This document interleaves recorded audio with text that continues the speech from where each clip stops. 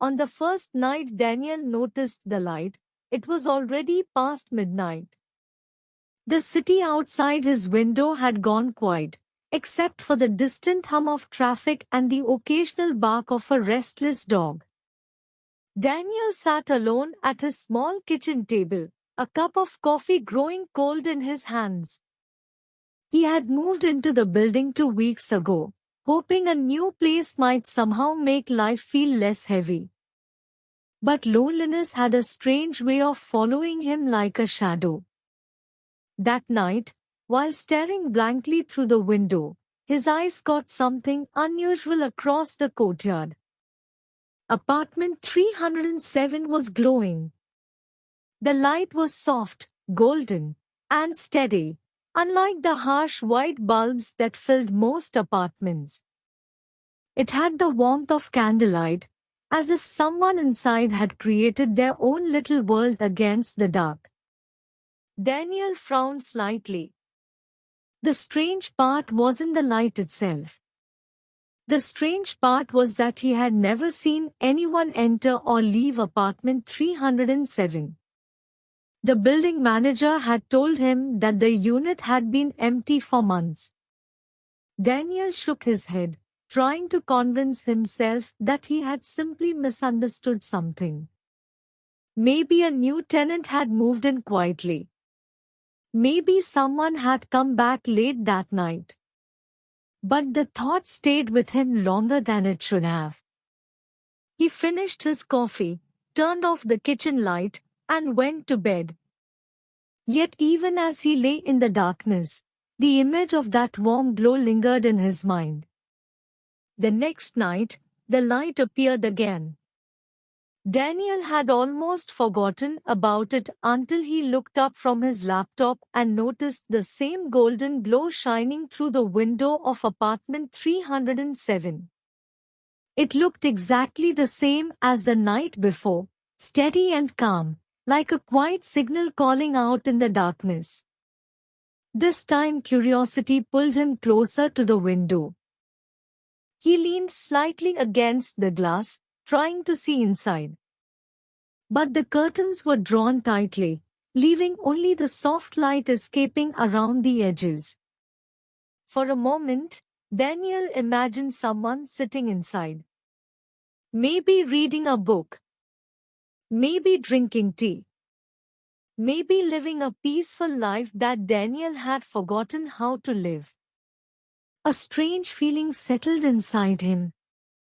Loneliness had a way of making ordinary things feel mysterious. A light in a window could start to feel like a story waiting to be discovered.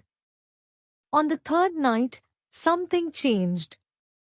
Daniel was brushing his teeth when he casually glanced toward the courtyard. The light was still there. But this time, something moved.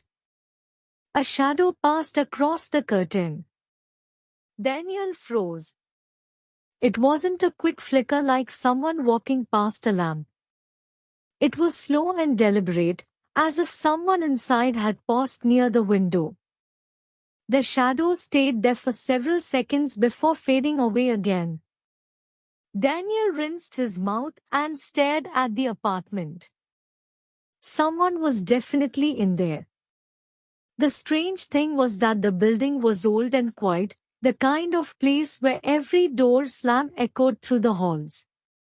Yet Daniel had never heard anyone living in apartment 307. No footsteps. No voices. No music. Just that light. Over the next few days, Daniel found himself looking for the glow every night. It became a strange little ritual. Around midnight, he would walk to the kitchen, pour a cup of coffee, and glance toward the courtyard. The golden light would appear almost every night, always calm, always steady. And sometimes the shadow would return. At first it was just a faint movement behind the curtain. But slowly Daniel began to notice patterns. The shadows seemed to appear around the same time every night. It would stand near the window for a few moments before disappearing deeper into the room. Daniel began to wonder about the person inside. Who were they? Why were they always awake so late?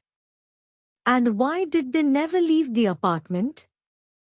One night the curiosity became too strong. Daniel grabbed his jacket and stepped out into the hallway.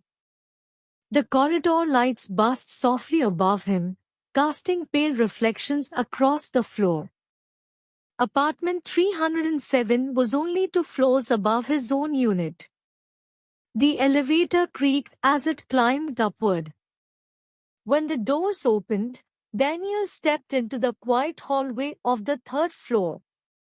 The building felt strangely different at night.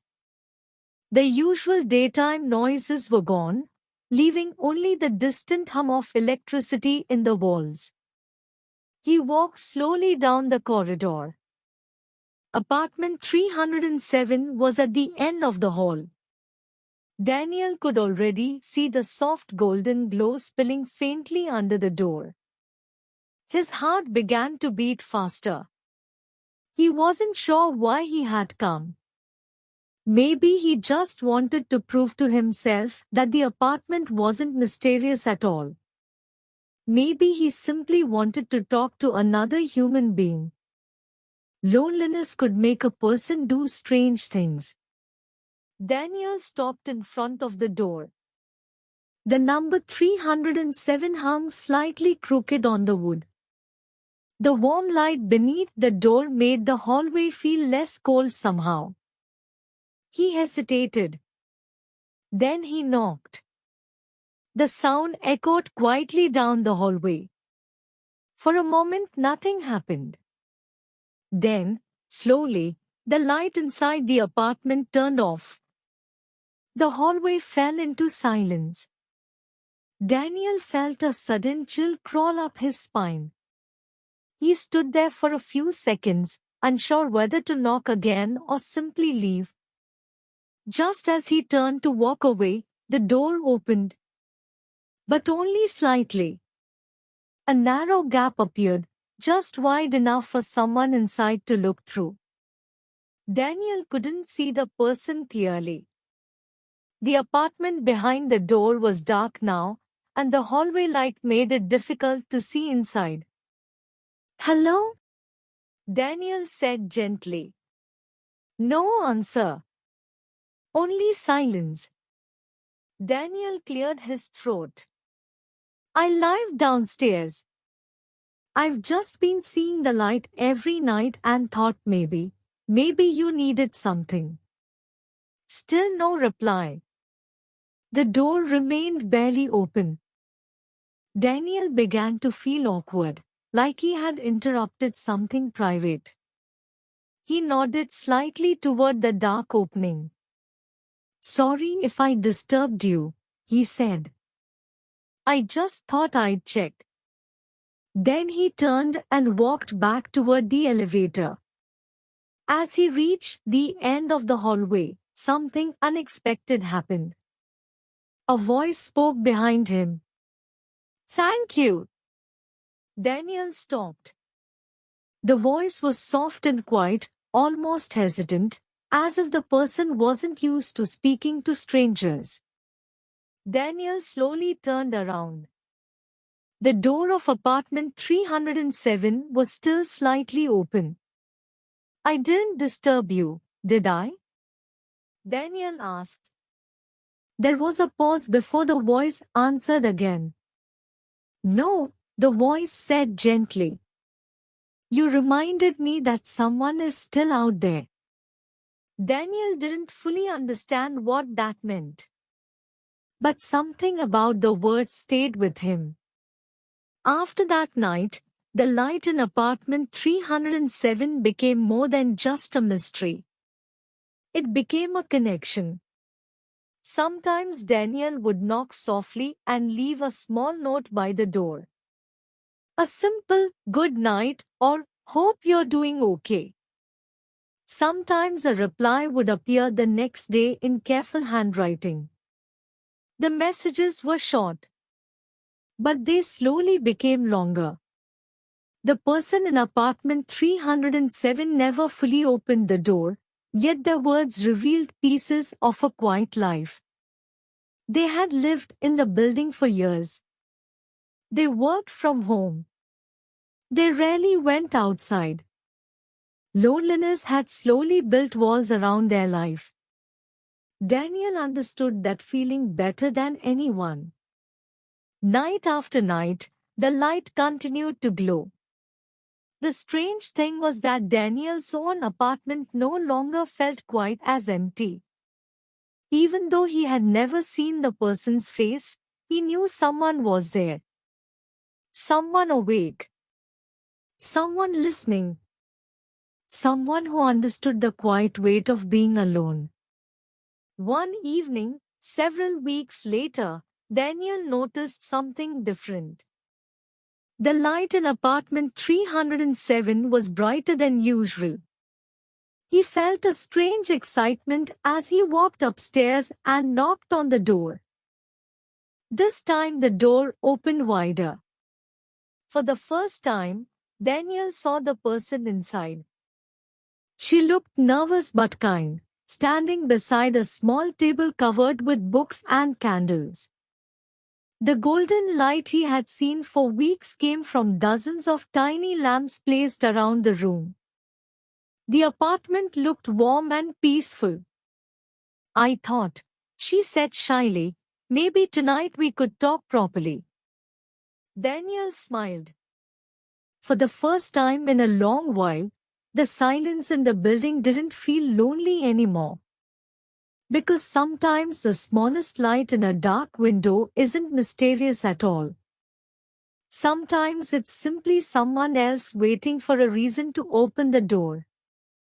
Daniel stepped inside the apartment slowly, almost carefully, as if he were entering a quiet sanctuary that had been untouched for years.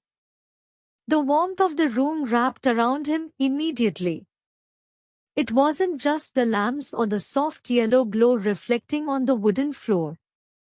It was the feeling of the place itself. Apartment 307 did not look like a space where someone simply lived. It looked like a place someone had built to protect themselves from the outside world. Books were stacked neatly along the walls, candles flickered on a small table, and a kettle quietly hummed in the corner. The air carried the comforting scent of tea and old paper. Daniel realized that for weeks he had imagined this place from the outside, but the reality was far more peaceful than mysterious. The woman standing near the table watched him with a cautious smile, as if she was still unsure whether opening the door had been the right decision. "My name is Meera," she said softly, brushing a strand of hair behind her ear. Her voice carried the same quiet tone Daniel had heard in the hallway that night, but now there was a small trace of warmth in it. Daniel introduced himself and sat down on the chair she offered. For a few seconds neither of them spoke. The silence wasn't uncomfortable, but it was full of unspoken thoughts. Two strangers who had spent weeks communicating through notes were suddenly sitting face to face. Meera poured tea into two small cups and slid one toward him across the table. "I'm not used to having visitors," she admitted, glancing briefly at the door as if half expecting it to close again. Daniel smiled gently and told her that he wasn't used to visiting people either. That simple sentence made her laugh quietly, and something about that laugh made the room feel less guarded. They talked slowly at first, like two people learning how to walk again after forgetting how. Meera explained that she worked as a freelance illustrator. Most of her work happened late at night when the world was quiet. That was why the light in her apartment always appeared after midnight. She liked the calm of those hours when the city stopped demanding attention. Daniel nodded because he understood that feeling too well. For months he had lived his life in the quiet spaces between midnight and sunrise, trying to escape the weight of thoughts that arrived whenever the world slowed down. Mira listened carefully when he spoke, not interrupting, not judging. It had been a long time since someone listened to Daniel that way. The strange thing was that although they had just met, the conversation felt familiar, like two old friends finally catching up after years of silence. But the deeper their conversation went, the stranger Daniel began to feel. Something in Mira's words didn't quite fit together. She spoke about the building as if she had lived there for a very long time, yet she mentioned neighbors Daniel had never seen and old shops in the neighborhood that had closed years ago. At first he thought maybe she was simply remembering older times, but the way she described them sounded present, almost recent. When Daniel asked casually how long she had been living in apartment 307, Mira paused longer than expected. She stared down at the tea in her cup, watching the faint ripples on the surface. A long time, she said finally, though the answer sounded more like a thought than a fact. Daniel didn't push further. The room still felt warm and peaceful, and he didn't want to disturb the fragile comfort that had formed between them. Weeks passed, and visiting apartment 307 became a quiet routine in Daniel's life. Sometimes they spoke for hours about small things, books, art, memories of childhood, or strange dreams that appeared in the middle of the night. Other times they simply sat in silence, reading or watching the rain slide down the window glass. The loneliness that had once filled Daniel's evenings slowly began to fade. For the first time in months, he started to look forward to the night. Yet the deeper he stepped into Mira's world, the more questions began to rise quietly in the back of his mind. She never left the apartment. Not once. Even when Daniel suggested walking to the nearby cafe or taking a short evening walk through the park, Mira would smile and gently change the subject. At first he assumed she simply preferred staying inside. But slowly it began to feel like something else. One night the rain fell harder than usual, drumming steadily against the windows of the building. Daniel arrived at apartment 307 carrying 2 cups of coffee from the shop downstairs. When Mira opened the door, she looked surprised to see the drinks. "You went outside for these?" she asked. Daniel laughed and told her it wasn't far. But Mira stared at the cups for a long moment, almost thoughtfully, before taking one. As they sat near the window watching the rain blur the city lights, Daniel finally asked the question that had been growing inside his mind for days. "Why don't you ever go out?" he said gently, trying to sound casual. Mira didn't answer immediately. Instead, she watched the rain sliding down the glass, her reflection faint in the window beside it. "Do you believe that people can disappear slowly?" she asked quietly. Daniel frowned slightly. "Disappear? Not all at once," she continued. "Not like vanishing. But slowly, little by little. As if the world forgets them piece by piece." Her voice remained calm, but the words carried a weight that made Daniel uneasy. She explained that loneliness didn't always arrive suddenly. Sometimes it built quietly, year after year, until a person stopped reaching out entirely. The outside world continued moving forward while they remained frozen in the same place.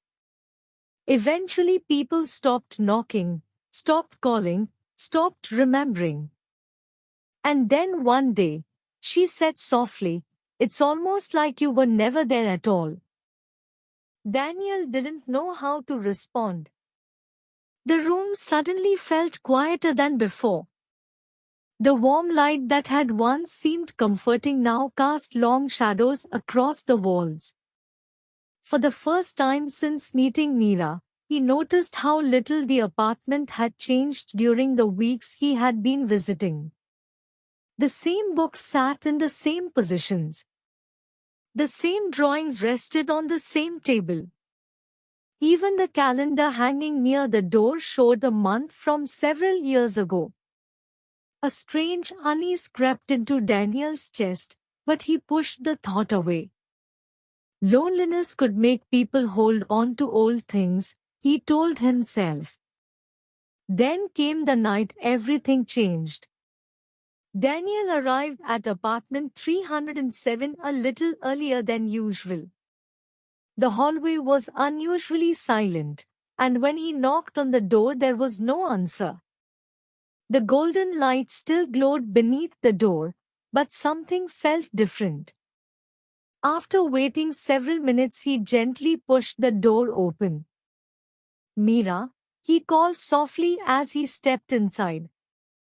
The apartment looked exactly the same as always, yet the stillness inside the room felt deeper somehow.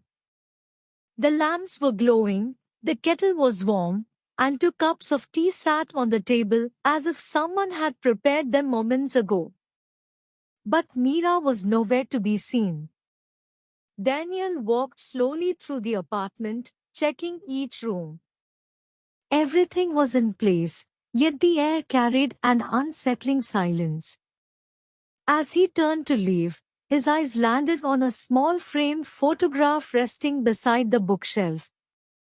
He had never noticed it before. The picture showed a young woman standing in front of the same apartment door. The woman in the photo was smiling brightly, holding a sketchbook in her hands. Daniel felt a chill run through him as he recognized the face. It was Mira. But the photograph looked old. Very old.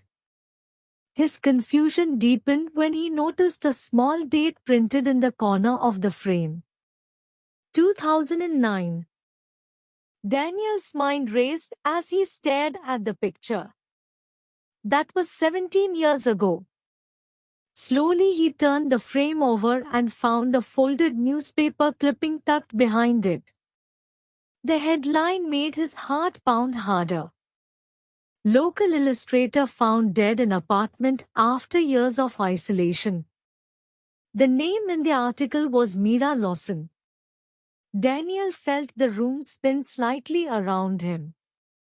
The article explained that the young illustrator had lived alone in apartment 307 for years, slowly losing contact with the outside world.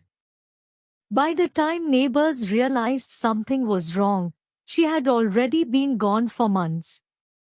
The story ended with a quiet line that stayed burned into Daniel's mind. Sometimes the greatest tragedy is not death, but being forgotten. A sudden sound behind him made Daniel turn sharply.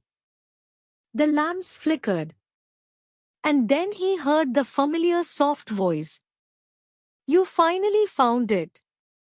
Mira stood near the window, her expression calm but sad. The golden light around her seemed dimmer now, almost fading. Daniel tried to speak, but the words refused to form. She explained gently that loneliness had trapped her spirit inside the place where her life had slowly disappeared. For years the apartment had remained silent, its light gone, its story forgotten. But the night Daniel noticed the glow from his window, something changed. "You saw me," she said quietly. And that simple act had brought the light back. Daniel's chest tightened as he realized the truth. The mystery of apartment 307 had never been about a ghost haunting a building.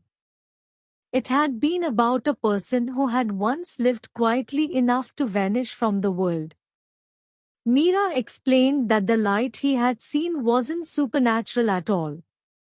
It was a reflection of attention, of memory, of someone finally noticing that another human being existed. Loneliness had kept her trapped. Connection had set her free. The lamps flickered again, growing dimmer as Mira's form slowly faded into the warm glow of the room. Before disappearing completely, she looked at Daniel one last time with a grateful smile. "Thank you for knocking," she whispered. The light in apartment 307 went out. But Daniel no longer felt alone in the darkness. Because sometimes the greatest mystery isn't the presence of a ghost. Sometimes the real mystery is how many living people are silently waiting for someone to notice their light. The next morning, Daniel stood in the courtyard looking up at the window of apartment 307. The curtains were open now, and the room inside looked completely empty. No lamps, no candles, no warm glow. Just an ordinary silent apartment. Anyone passing by would see nothing unusual at all. Yet Daniel knew something had changed forever. That night he walked through the building halls a little slower, noticing doors he had never paid attention to before. Behind each door was a life, a story, a person who might be fighting their own quiet battle with loneliness. Before returning to his own apartment, Daniel stopped at one of the neighboring doors and gently knocked. Somewhere in the building a new light flickered on. And for the first time, the darkness of the city didn't feel so endless anymore.